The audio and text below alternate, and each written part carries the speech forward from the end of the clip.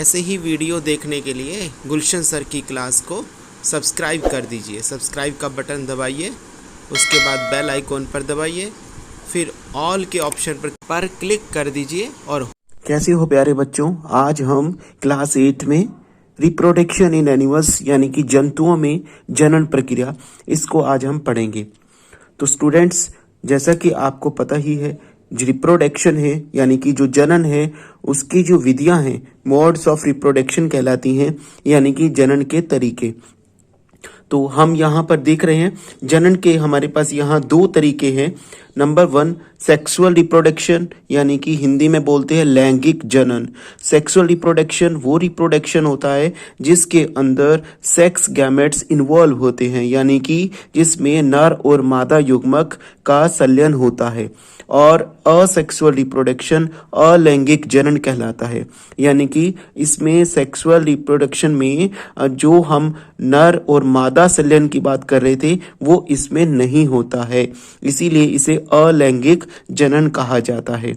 तो अगर हम डेफिनेशन की बात करें तो सेक्सुअल रिप्रोडक्शन क्या होता है? ऐसा reproduction through fusion of male and female gamete, जो मेल और फीमेल गैमेट के फ्यूजन से होता है, ऐसे रिप्रोडक्शन को हम लोग कहते हैं सेक्सुअल रिप्रोडक्शन। हिंदी में भी लैंगिक जनन, यानी कि नर और मादा युग्मक के संलयन से होने वाला जनन, ऐसे जनन को, ऐसे रिप्रोडक्शन को हम लोग सेक्सुअल रिप्रोडक्शन, लैंगिक जनन हिंदी में बोलते हैं। यानी कि इसमें मेल और फीमेल दोनों गैमेट्स की जरूरत होती है, नर और मादा दोनों युग्मक चाहिए, ये एक से नहीं होता है। दोनों युग्मक जब संलयन करते हैं वहां से इसकी शुरुआत होती है।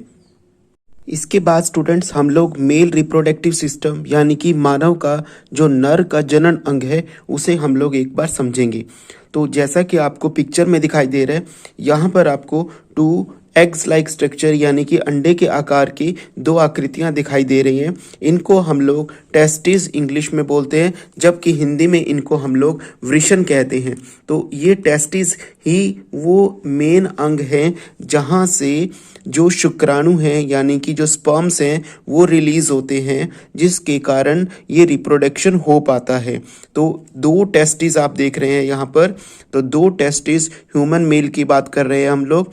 ह्यूमन मेल यानी कि मानव के अंदर जो जनन अंग है, वहाँ पर 2 टेस्टिस यानी कि 2 वृषण रहते हैं।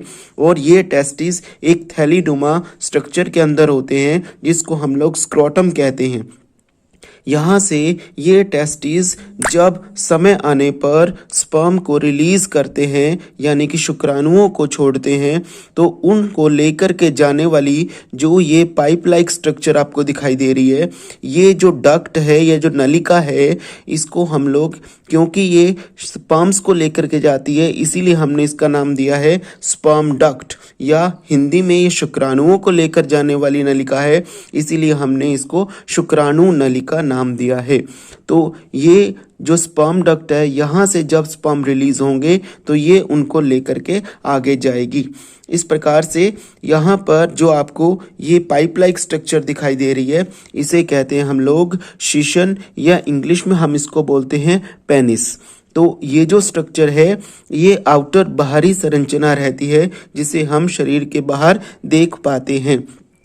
तो ये 2 चीज़ों के काम आती है। एक तो ये स्पर्म्स को रिलीज करने, स्पर्म्स को बाहर छोड़ने के काम आती है। दूसरा, ये यूरिन पास करने के लिए, यानी कि मूत्राशय, यानी कि बाथरूम जो आप बोलते हैं यूरिन, उसको पास करने के काम में भी आती है।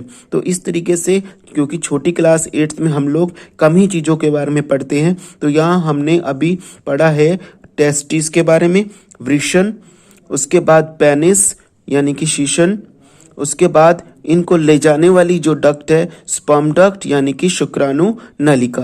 तो ये हमने पढ़ा है ह्यूमन मेल रिप्रोडक्टिव ऑर्गन्स, यानी कि मानव में नर जनन अंग। ऐसे ही वीडियो देखने के लिए गुलशन सर की क्लास को सब्सक्राइब कर दीजिए। सब्सक्राइब का बटन दबाइए, उसके बाद बेल आइकॉन पर दबाइए, फिर ऑल के ऑप्शन पर क्लिक कर दीजिए। और